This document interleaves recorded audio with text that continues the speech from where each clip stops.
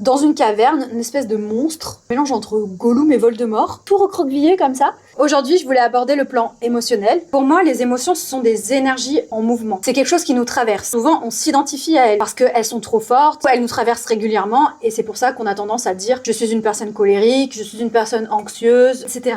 Alors qu'en fait, elles font partie de nous, mais elles ne sont pas nous. Et donc, ces petites énergies vivent donc dans ce fameux plan émotionnel. Et on peut aller les rencontrer. Ça peut paraître bizarre ce que je vais dire là, mais je vous parle de mon expérience et de ma vision des choses, de tout ce que j'ai pu expérimenter ces dernières années. Donc, il y a à peu près 3 ans, je crois, j'ai commencé un accompagnement sur les émotions. Et je partais voir mes émotions. Certaines émotions peuvent avoir une apparence humaine, animale, ça peut être aussi un lieu. Et donc, je me mettais en état de réception, et ensuite, ces choses venaient se présenter à moi, que ce soit de manière visuelle, auditive ou sensation. Et aussi, je suis assez submergée. Et le fait d'être accompagnée par quelqu'un fait que j'arrivais à me canaliser et à suivre le fil. Parce que toute seule, je me fais un peu balader à droite à gauche et c'est un peu le bordel. Et donc ce qui se passe, c'est que quand on a eu des expériences compliquées, des traumatismes ou alors une répétition d'expériences qui ont ancré des croyances en nous, on a des émotions qui sont parfois fortes et parfois invasives. C'est-à-dire qu'elles viennent se coller à nous, elles viennent faire perdre le contrôle. Parfois elles sont même figées dans la peur, la fuite. Même si elles portent une charge émotionnelle, elles ont aussi un rôle qui n'est pas toujours le leur et qui les enferme. Et des fois, il y a même des parties de nous qui sont perçues comme un danger par notre propre système nerveux. Même si, en soi, elles ne veulent pas foncièrement du mal, le fait qu'elles soient très fortes, elles sont perçues comme un danger et donc le système nerveux va les enfermer, elle va les exiler un peu, on va dire. Et donc c'est pour ça que des fois on a du mal à les retrouver.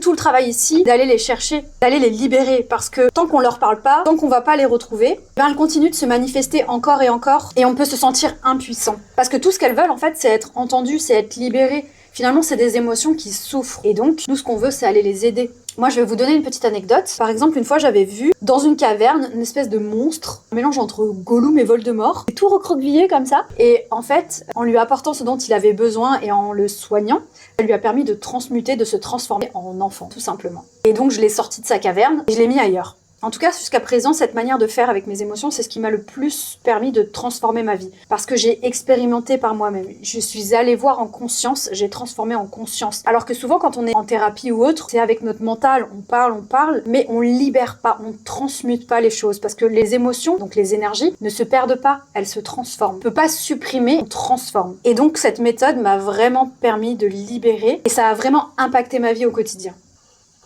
Donc voilà, si ça vous a intéressé, n'hésitez pas à me laisser des questions, j'y répondrai avec plaisir. Ou si vous avez un avis sur le sujet, n'hésitez pas à mettre des commentaires.